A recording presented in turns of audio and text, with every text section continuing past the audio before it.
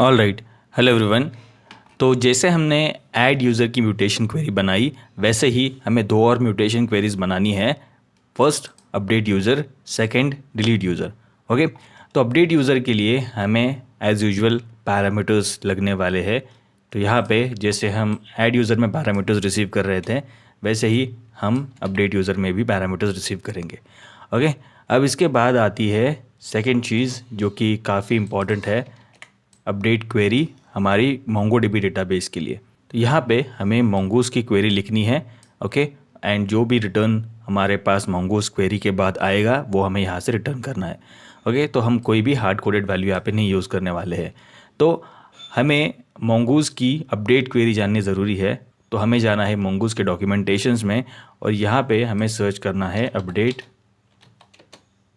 Find and update. Okay, तो हमारे पास find and update एक एपीआई अवेलेबल है, को यूज़ करके हम डेटा अपडेट कर सकते हैं मोंगोडीबी डेटाबेस में। ऑलराइट, तो लेट्स इम्प्लीमेंट दिस। तो काफ़ी सिंपल है, हमारे पास फाइंड वन क्वेरी लिखनी है। जो भी फ़िल्टर्स हमें लगाने हैं, यहाँ पे फ़िल्टर्स मेंशन करने हैं और उसके बाद जो भी डेटा हमें अपडेट करना है वो यहाँ पे मेंशन करके, अगर कोई फ्लैग्स यूज़ करने हैं तो यहाँ पे यूज़ कर सकते हैं, अदरवाइज़ हमारा डेटा वैसे ही भी अपडेट होने वाला है। इसके अलावा I think there is one more जिसका नाम है find by ID. Okay, this one. तो इसमें क्या होता है, अगर आपके पास डॉक्यूमेंट का आईडी अवेलेबल है तो उस केस में हम आईडी प्रोवाइड करके उस पर्टिकुलर डॉक्यूमेंट को अपडेट कर सकते हैं। मोंगोडीबी में जो भी रिकॉर्ड्स हम स्टोर करते हैं हम उसे कहते हैं डॉक्यूमेंट्स। तो यहाँ पे भी इसे इम्प्लीमेंट करके देख लेते हैं। तो सबसे पहली चीज़ हमें यहाँ पे क्या करनी है, हमें अवेट यूज़ करना है ताकि हमारे पास जो भी हम क्वेरी इंप्लीमेंट करें वो एक असिंक्रोनस क्वेरी होने वाली है और जब तक डेटा अपडेट नहीं होता तब तक हम यहाँ पे यूज़र को या फिर एपीआई को होल्ड करके रखने वाले हैं।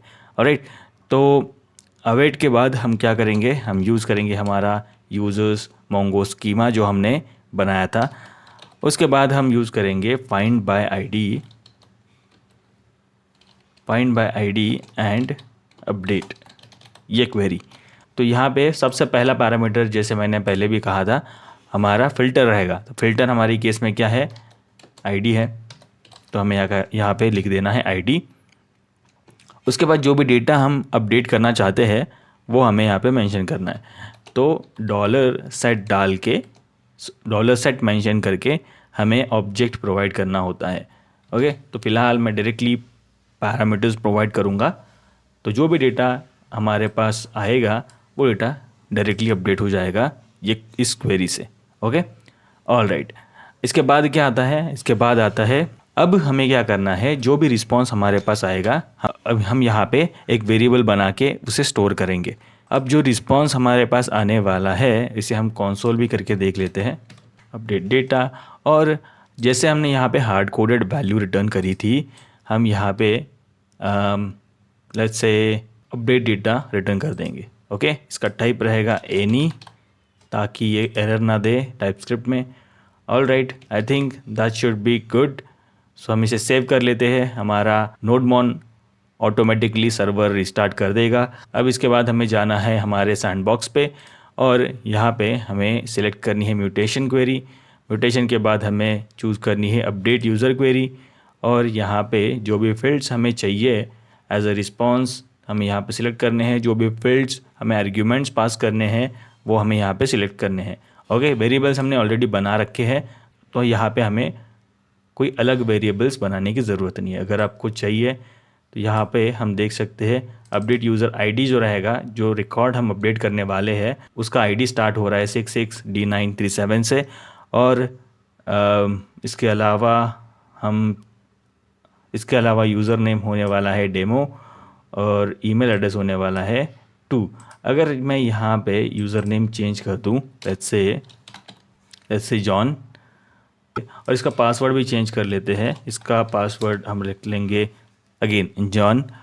ओके, तो डेटा अपडेट होने से पहले हम चेक कर लेते हैं कि अभी हमारा डेटा क्या स्टेटस है।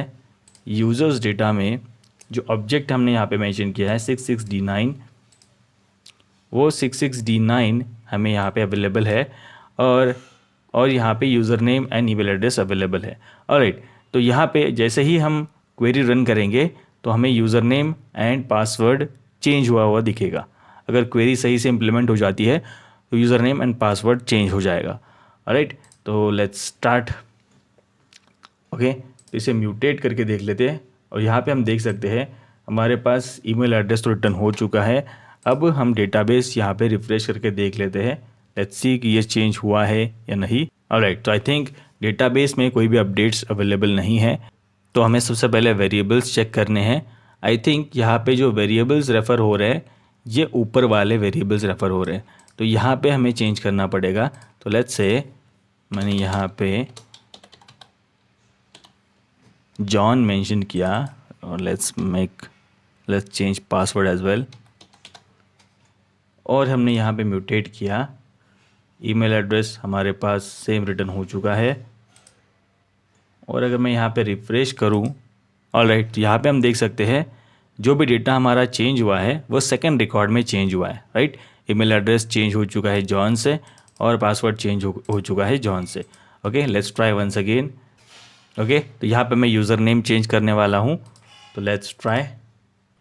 ऑलराइट, तो यहाँ पे हम देख सकते हैं हमारा यूज़र नेम भी चेंज हो चुका है।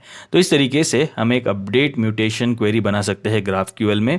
अब लास्ट क्वेरी हमें लिखनी है, वो है डिलीट यूज़र क्वेरी। तो इसके लिए भी हम सेम पैरामीटर्स यूज़ करने वाले हैं जैसे हमने यहाँ पे यूज़ किया था। ओके, अब इसके बाद हमारे पास आ जाएगी params.id। ओके, कोई भी रिकॉर्ड डिलीट करने के लिए हमें सिर्फ डॉक्यूमेंट की आईडी ज़रूरी है, जो कि हमें ईज़िली मिल जाएगी कहीं से भी। तो इसे हम थोड़ा सा फॉर्मेट कर लेते हैं। ऑलराइट, अब डिलीट क्वेरी के लिए हमारे पास डिलीट बाय आईडी क्वेरी होनी चाहिए। सो हम सर्च करेंगे delete ID, delete many, delete one. Alright, so यहाँ पे हम डिलीट वन क्वेरी यूज़ कर सकते हैं। एंड अगेन यहाँ पे कुछ फ़िल्टर्स अवेलेबल होने वाले हैं। ऑलराइट, तो काफ़ी सिंपल है डिलीट करना भी। तो हम यहाँ पे यूज़ करेंगे हमारा स्कीमा जो कि है users Mongo schema, then use करेंगे डिलीट वन क्वेरी। अब इसके अंदर हमें फ़िल्टर्स मेंशन करने हैं जो कि होगी आईडी, और हम यूज़ करेंगे params.id। जो भी रिस्पॉन्स हमें यहाँ पे मिलने वाला है यहाँ पे हम इसे स्टोर करेंगे इस तरीके से, अवेट लगा देंगे और डिलीट रिस्पॉन्स हम सिंपली रिटर्न करेंगे। हो सकता है ये एक ऑब्जेक्ट रिटर्न करें, तो फ़िलहाल हम इसे कंसोल कर लेते हैं। ऑलराइट, एंड इसे हम टू स्ट्रिंग कन्वर्ट कर देंगे। Alright, so let's see how it goes. Server restart हो चुका है। अब हमें चेक करना है, तो अगेन म्यूटेशन में जाएंगे, इसको अनसेलेक्ट करेंगे और यूज़र्स को सिलेक्ट करेंगे। हमें पास करनी है आईडी, तो डिलीट यूज़र आईडी। यहाँ पे हमें मेंशन करनी है किसी भी रिकॉर्ड को, तो यहाँ पे हम मेंशन कर देंगे इस पर्टिकुलर डॉक्यूमेंट आईडी को। तो यहाँ पे हमने मेंशन कर दिया। अब हम इसे एग्जीक्यूट करेंगे। हमारे पास कुछ रिस्पांस तो आ गया है यहाँ पे। ऑलराइट, डिलीटेड काउंट 1 दिखा रहा है, तो यहाँ पे हमें चेक करना है रिफ्रेश करके।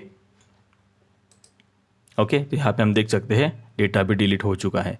ऑलराइट, ओके, तो यहाँ पे हमें कुछ मॉडिफिकेशंस करनी है। हम एक इफ़ कंडीशन लगाएंगे, अगर acknowledge is equal to true, alright, and जो भी डेटा, जो भी रिकॉर्ड्स अपडेट हो चुके हैं या फिर डिलीट हो चुके हैं, अगर उसका count, delete count greater than 1 है या फिर ग्रेटर दैन और इक्वल टू 1 है, then only will pass a message, then only will return the message saying